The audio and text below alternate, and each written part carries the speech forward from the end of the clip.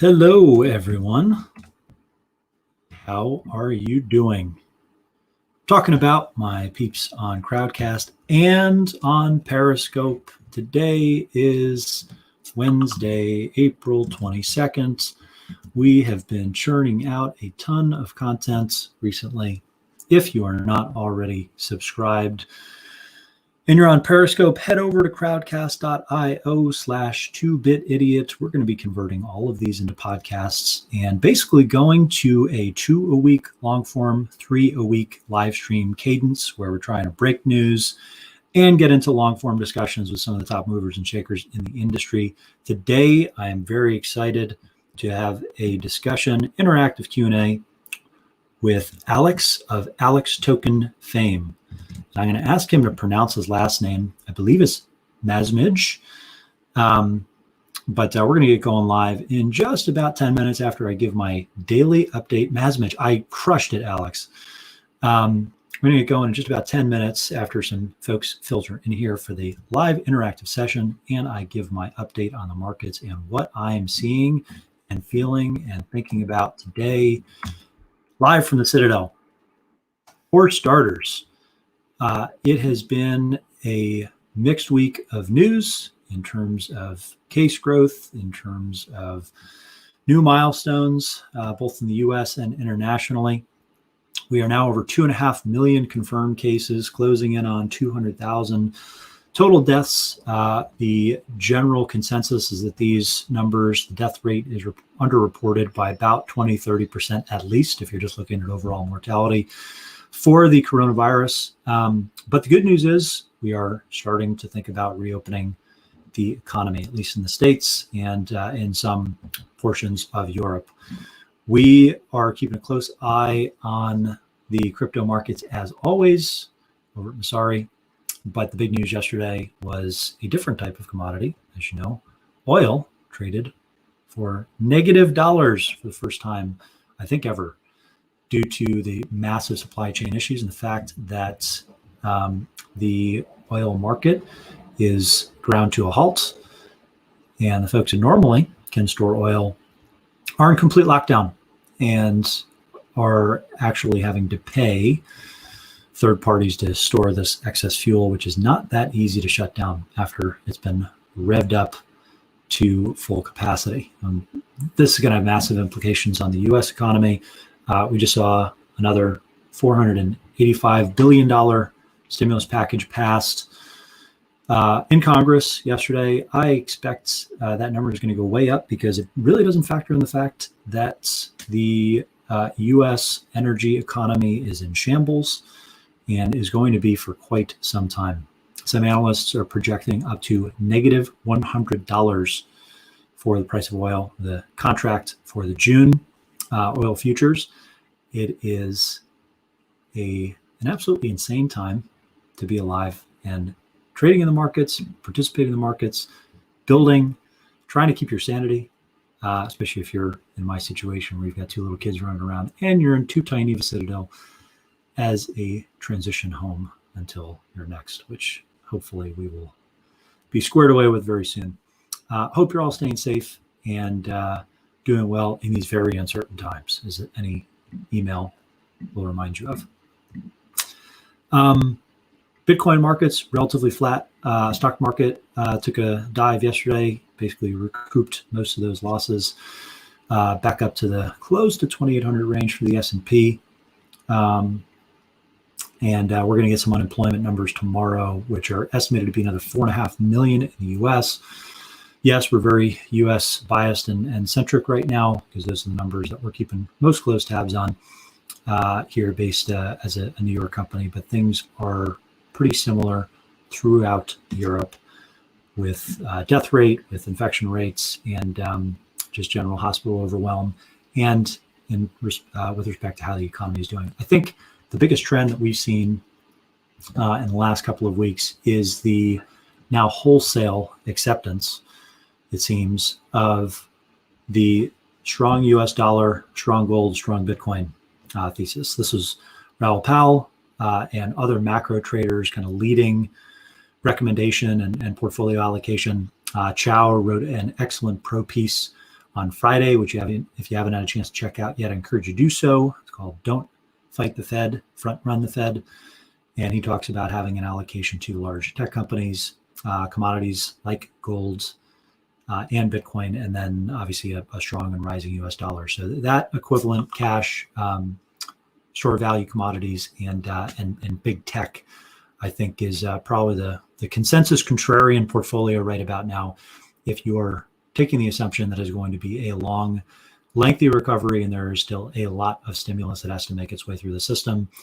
If you look at how long people have been out of work, if you think about the dislocations in some of the largest employment sectors of the economy, talk about retail, energy, trucking, transportation, it's just a complete clusterfuck. So in light of that, let's talk about the future of work. And let's get going live with an interactive session with Alex Masmej from Alex Token fame. We're going to talk about NFTs, the future of work, future of human capital markets, and whether this is the time to shine when it comes to being a gig economy worker, and generally thinking about new models to self-finance sovereign individual-esque work. If you're on the Periscope, I'm going to tune out in just a second here. A lot slower traffic than usual. I must be getting shadow banned again. I see only single digits. Normally it's in the 70s on Periscope, which is why I start there. I don't know what's going on, man. Having MailChimp issues, having Periscope issues now, apparently. And I see what happened. It's another broken fucking link on Periscope. So my bad with that. But for everybody else that somehow made it through this filter, thank you for tuning in. And we will see you on Friday on Periscope. Everybody else, hop on over to crowdcast.io/2bitidiot. We're going to get going to Alex Masmej right now. Take care. All righty. Thank you to the brave souls that are in here for this interactive session. I'm going to find Alex real quick, and we'll get going. Pop in your questions for the interactive Q&A portion in the Ask a Question bucket below. Alex has been invited. He is accepted and is now connecting. So we'll stand by for 1 minute. And there What's up? How's it going, Alex? Yeah, it's going great. Are you in New York right now? I am not in New York. Our team's in New York. I am currently on the Eastern Seaboard in a citadel, and trying to keep sane and play outside a little bit with the kids every day. But where are you based? Paris right now. But yeah, as my token sales said, I really want to move to the US and SF, San Francisco.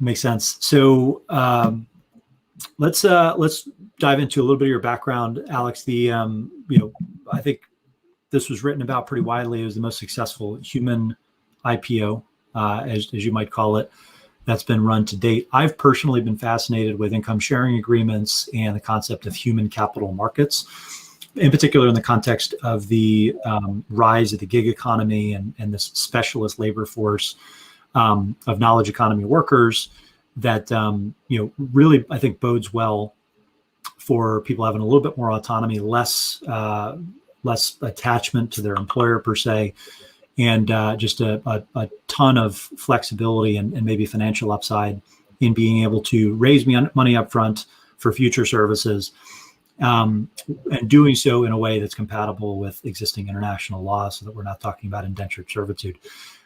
Which is the topic of conversation. I think that we'll ultimately get into that balancing act.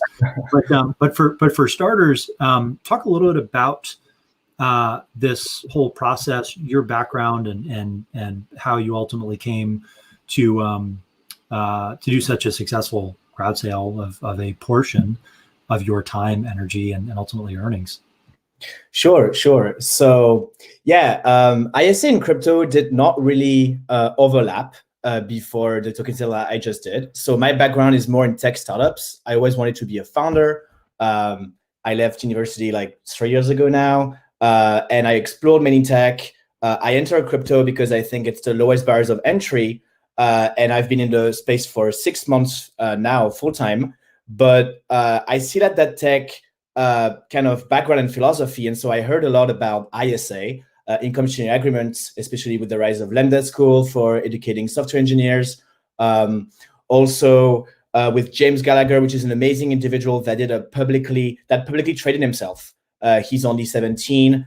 He's absolutely outstanding, and he raised a pre-seed already for his company. He's really amazing. And I saw that world, and I always question those people, like, why don't you go through crypto? It's so much easier to create a ERC20 fungible token on Ethereum. And so I just felt like it was a great narrative fit because I was the only one, I felt like, that understood that space that the ISA people didn't want to touch. And it's still very early for personal tokens on Ethereum. Right now, the main primitives are DAO for governance revolution, DeFi for finance, and NFT for the future of digital assets. But personal tokens did not really gain much traction as of yet. And so I thought that it was a great narrative fit for me. That's like a newcomer in the space to tokenize myself. And I've done this for the past 6 months. Like ever since I entered the space, I've tokenized myself with Roll, which issued my token, put some liquidity into it as a sign of backing me. And I've been trading on Uniswap. And so, with the context of the crisis, the fact that I was making a bit less money because of the crisis, I decided to monetize the support that I've had in the past few months. And it did very well, much better than I thought. I was planning 2 weeks of raise, and it closed in 5 days, a bit less. So super surprised. And glad to be pushing the personal space forward, because I think it's going to be a great way for gig economy workers. We can talk about the different use cases of personal tokens later, but there's tons of use cases that can help people during those times where maybe there's going to be way more unemployed people. There are already so many, and it's an alternative path to revenue. As you looked at some of the issues in pursuing this particular path, obviously jurisdiction matters in terms of what you can do under employment law. But I'd imagine there's some standards around how much of this type of contract you'd ultimately be able to offer, and exactly what the structure is. Can you talk through your research about income sharing agreements and pre-selling hours and the general thrust of where the at least tentative boundaries are today, because everything is in flux with mass unemployment, with the rise of the gig economy, and millions upon millions of workers already participating as one-off individual contractors with some of these major marketplaces. But there are limits to how much of this you can do, and then there are also enforceability elements. So structurally, what were some of the important components to making this work and giving people the degree of comfort they needed to shell out this type of upfront money? Right. So sure. I mean, there needs to be some legal research done. In terms of me researching the ISA space, I did not dive into much. I guess the ISA done, for instance, by Lambda School, are security because they are claims on revenue of people.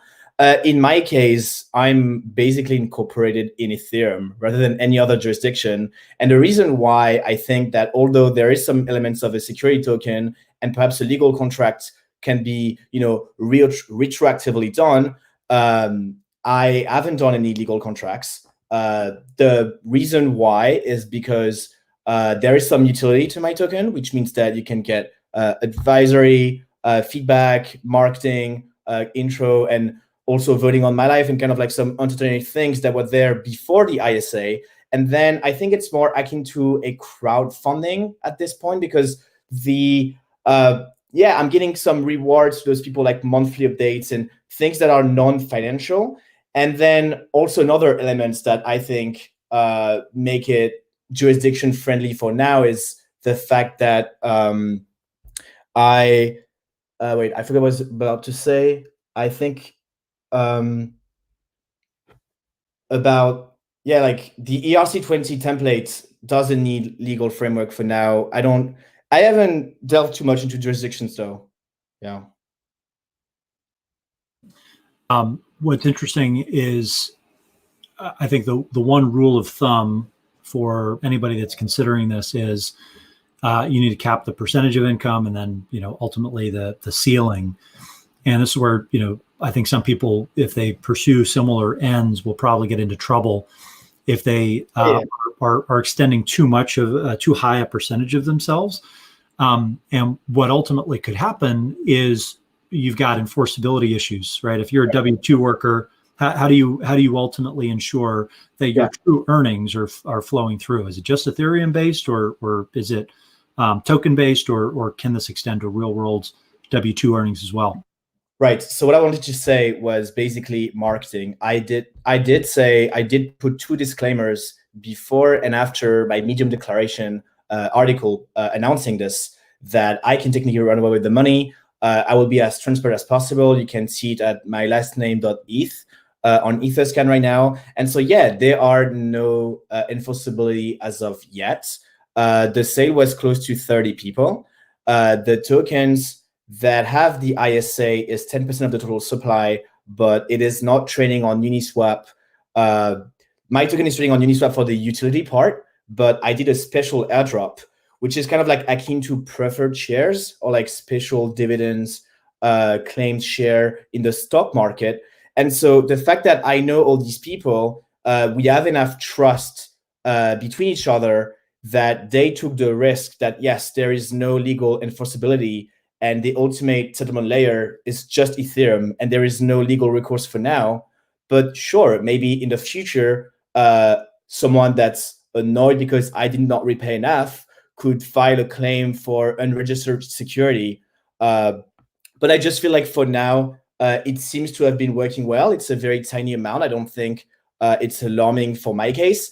And the fact that I was pioneering this use case also is something to consider, because I did not have legal contracts. I talked to top people in crypto, in the legal engineers, and they all told me, well, yeah, it probably has some elements of security that would make it enforceable, but there are not such contract done yet. So that's why that's kind of almost like an excuse. Like, I'm pioneering the space. I triggered a lot of interest, and now there are companies working on such contracts. And I will happily, because my sale is 3 years, it just started pretty much. I'm happily willing to retroactively wrap my contracts so that there are enforceability mechanisms, and so that maybe I'm forced to, I don't know, transparently reveal my tax returns or other elements. So I guess it's more like pushing the space forward, and I'll see by diving headfirst what the consequences are, and I'm willing to bear any consequences, but I'm sure it'll go fine. So far, everything's good. Well, it's also not a very high percentage of earnings either. So It's 18%.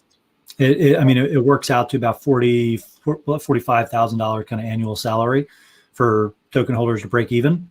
Yes. Thereabouts. How do you think about self-reporting taxes in this? Because this is gross earnings, net earnings. Obviously, there's a big difference for you, because if it's gross earnings, then it ends up being a much bigger haircut if you're paying out on the other side.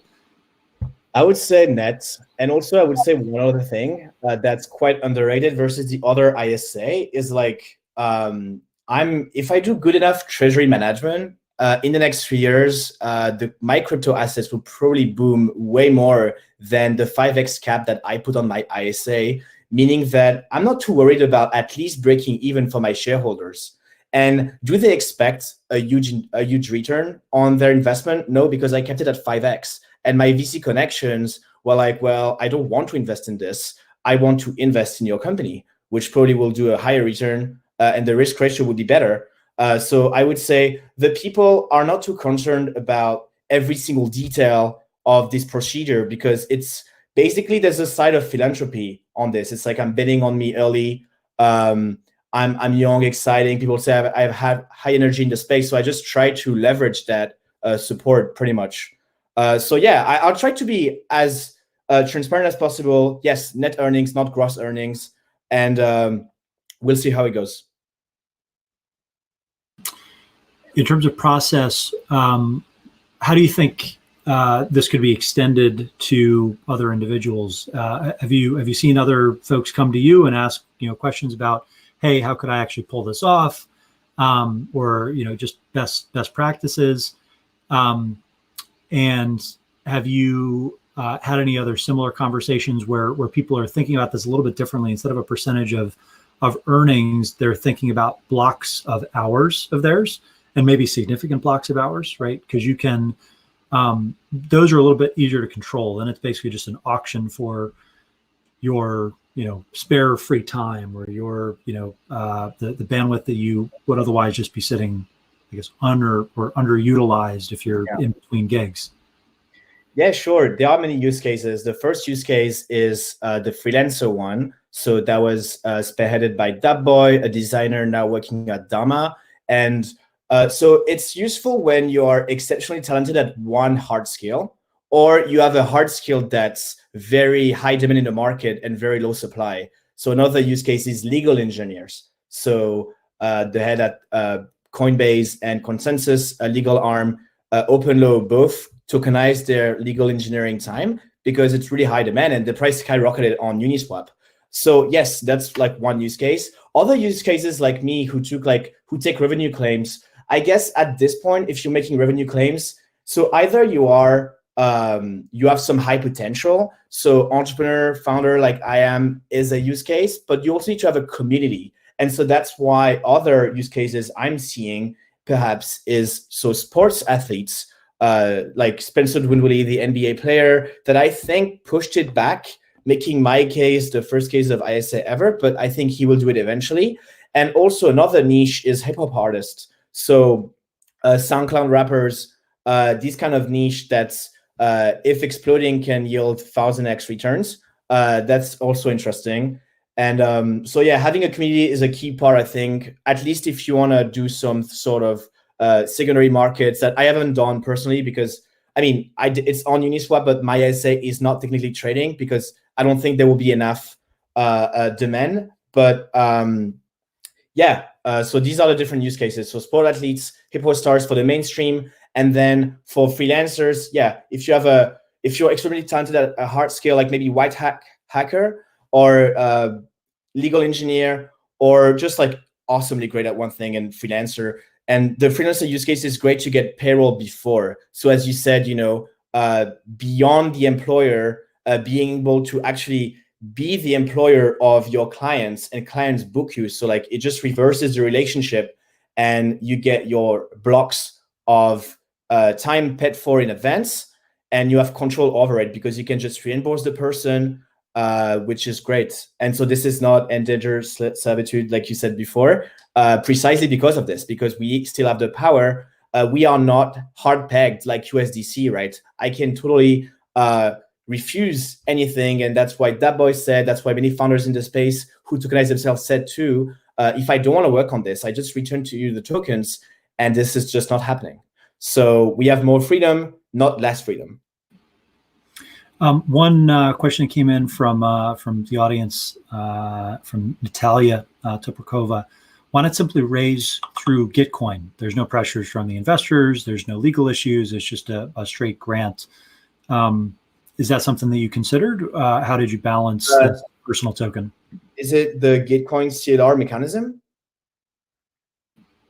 Because in that case, it would not work, because actually the only person that I know that did this, Rick Burton, who did this, and this was highly controversial because the goal of Gitcoin is to sustain Web3 and non-profit people. And so having one person versus a public good being funded does not work well. And so Richard Burton withdrew his Gitcoin. That was very controversial. So I would not want to do this via Gitcoin grants because I am not a public good, neither is any person. So that's why I would not go that way.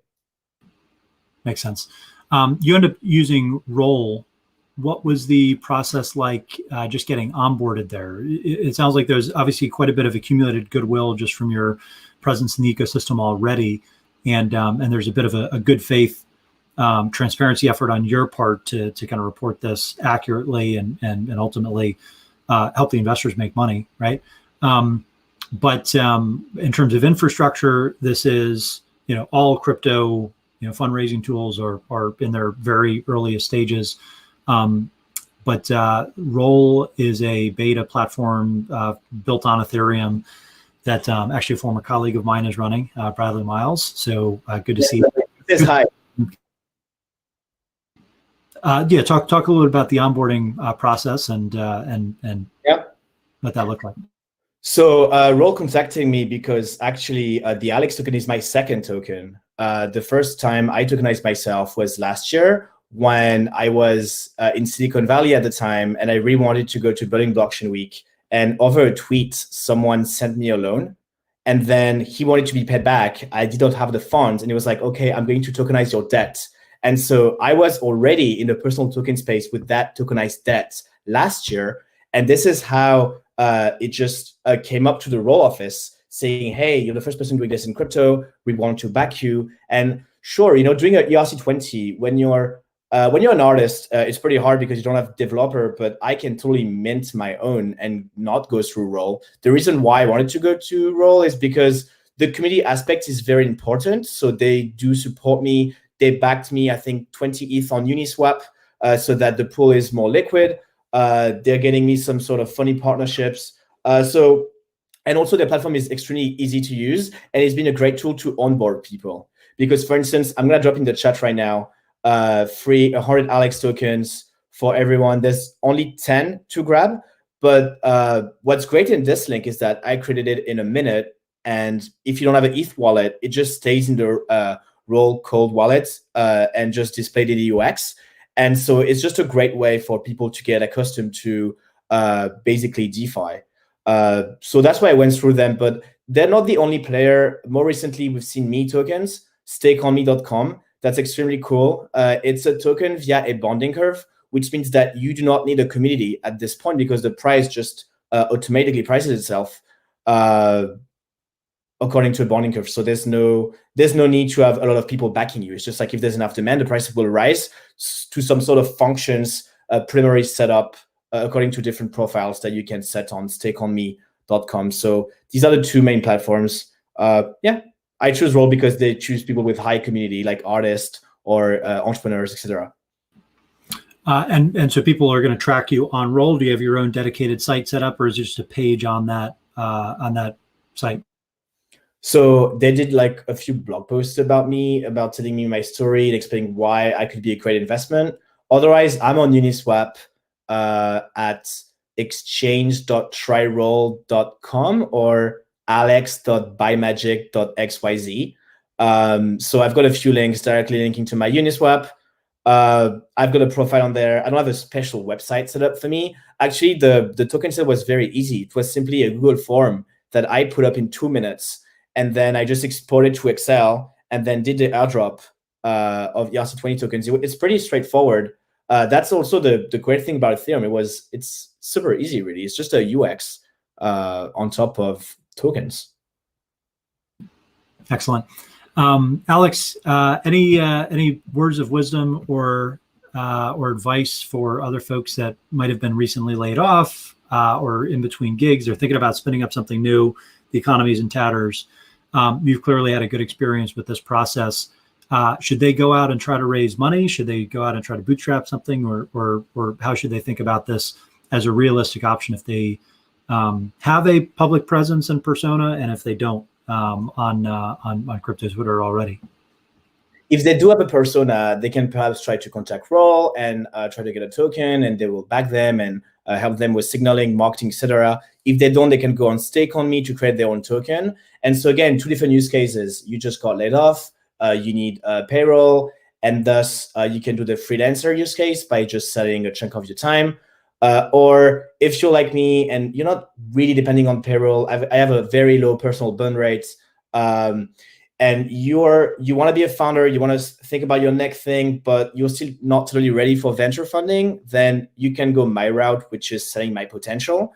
And that's not just if you're a founder. You can also do that if you're a software engineer, for instance, and you know that your income will be relatively stable. Actually, this might be a better bet because betting on me is way riskier. So I would say, yeah, any kind of job, I guess if you have a background at Consensus, for instance, you would have no problem finding freelance gigs or people betting for you. And Stake on Me is great to automatically price yourself, even if you don't have a public persona.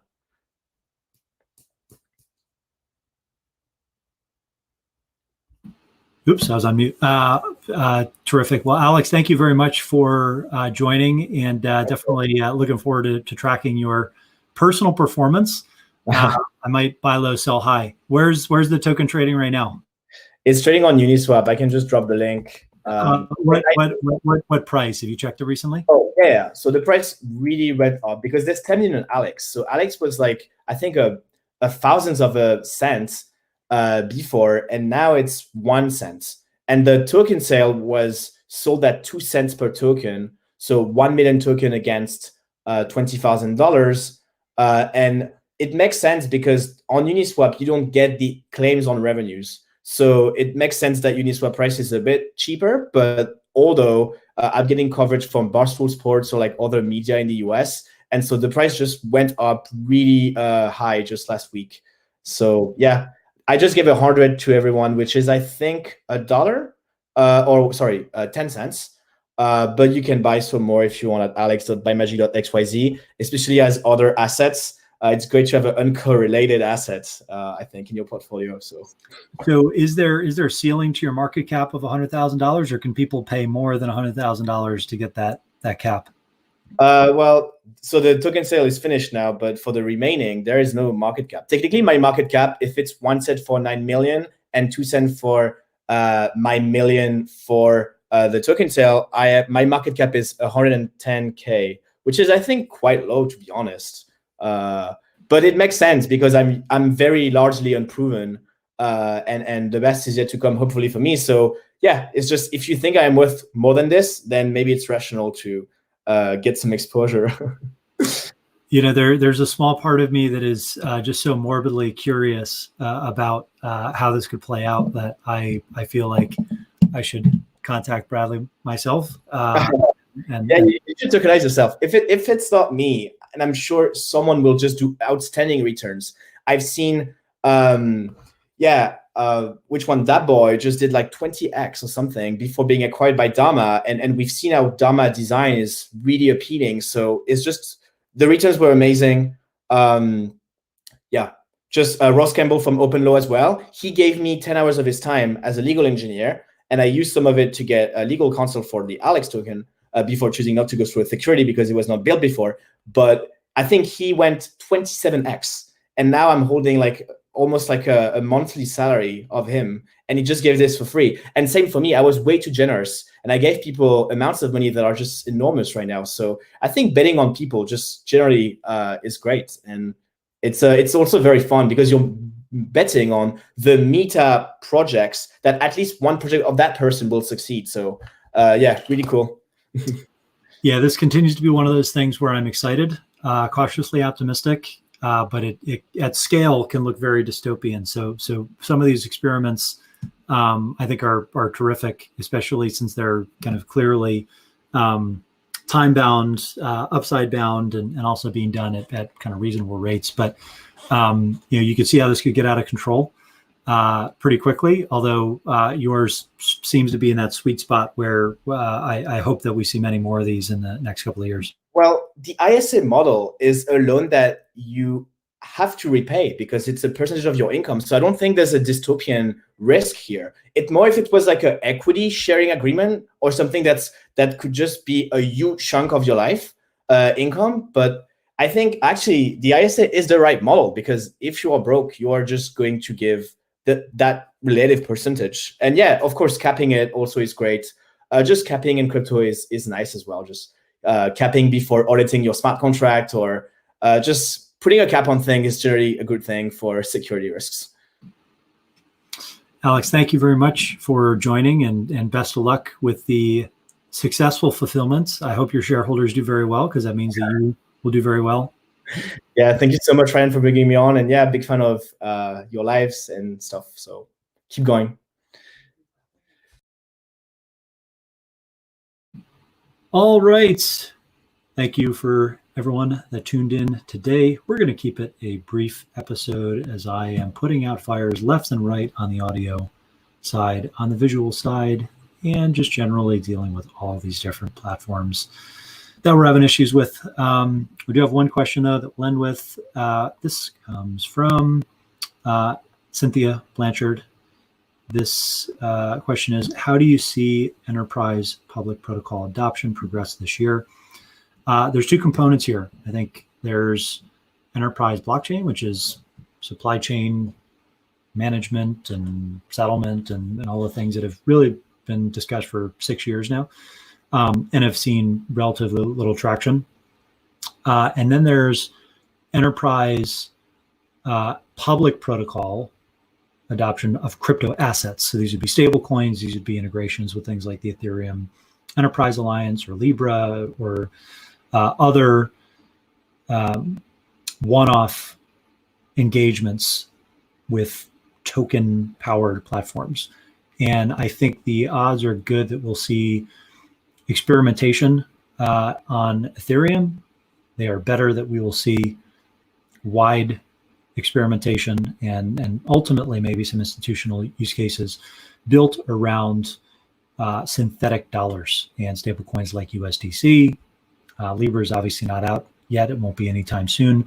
But certainly Libra is in that category. China is probably not what you had in mind when you talked about enterprise public protocol adoption, but there's certainly going to be public protocol adoption of their CBDC coin, the digital currency and electronic payments initiative, DCEP, that is intended to roll out in the coming quarters. So I think it's easy when you have a top-down solution like that and you're the Chinese Communist Party. It is a little bit trickier when you're going through a global recession/depression and enterprises are being very selective in terms of what initiatives they prioritize and how they think about the world going forward. So I continue to be bearish on blockchain, not Bitcoin, blockchain, not crypto, but these synthetic dollar assets that kind of sit in this gray area between true cryptocurrencies and just distributed databases are pretty interesting to me, and I'd expect that's going to be a continued thematic focus for us at Masari going forward. Thank you, everyone. Once again, thank you for that question. We'll keep it short, keep it sweet. We'll be back here on Friday with another COVID and crypto updates and another terrific guest.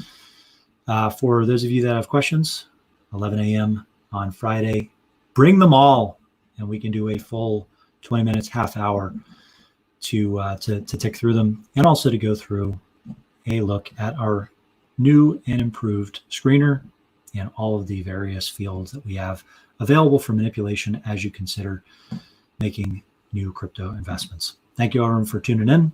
Until next time, live from the Citadel. Peace.